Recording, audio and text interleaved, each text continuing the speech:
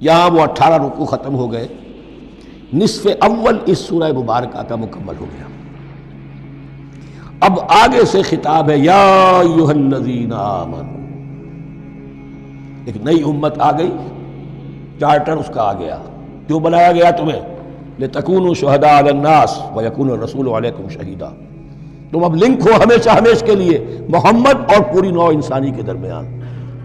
اسی لیے وہ حدیث بھی تو ہے جو علماء حق ہوتے ہیں ان کے بارے میں فرمایا علماء امتی کا انبیاء بنی اسرائیل، میری امت کے علماء کا مقام وہی ہے جو بنی اسرائیل کے علماء کا، اس لیے کہ اب نبوت تو ختم ہو گئی محمد پر صلی اللہ علیہ وسلم، لیکن یہ کتاب تو ہے، اس کا پہنچانا تو ہے، اس کو عام تو کرنا ہے، حجت تو قائم کرنی ہے، اور صرف تبلیغ سے نہیں عمل کر کے دکھانا ہے، وہ نظام قائم کر کے دکھانا ہے جو محمد عربی نے قائم کیا صلی اللہ علیہ وسلم، تب حجت قائم ہوگی۔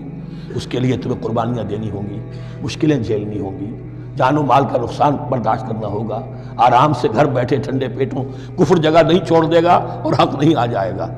کفر کو ہٹانے کے لیے اور باطل کو ختم کرنے کے لیے اور حق کو قائم کرنے کے لیے تن من دھن تمہیں لگانے ہوں گے۔ اب دیکھیے وہ قول آ رہی ہے یا ایھا الذین آمنوا استعینوا بالصبر والصلاۃ، یہی وہ الفاظ تھے کہ وہ جو 7 آیتیں تھیں جن کو میں نے کہا تھا خطاب میں بنی اسرائیل میں وہ بمنزلہ فاتحہ ہے، ان میں الفاظ آئے تھے واستعینوا بالصبر والصلاۃ وانھا لکبیرۃ الا علی الخاشعین الذین یظنون انھم ملاقو ربہم وانھم الیہ راجعون۔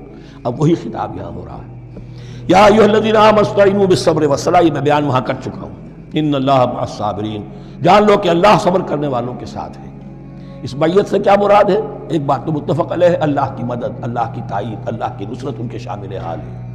باقی یہ کہ اللہ تعالیٰ جہاں کہیں بھی ہم ہیں ہمارے ساتھ ہے، کس طرح ہے یہ ہم نہیں جانتے، لیکن یہ فرمایا ہے اس نے کہ میں تو تمہاری دگے جان سے بھی زیادہ قریب ہوں۔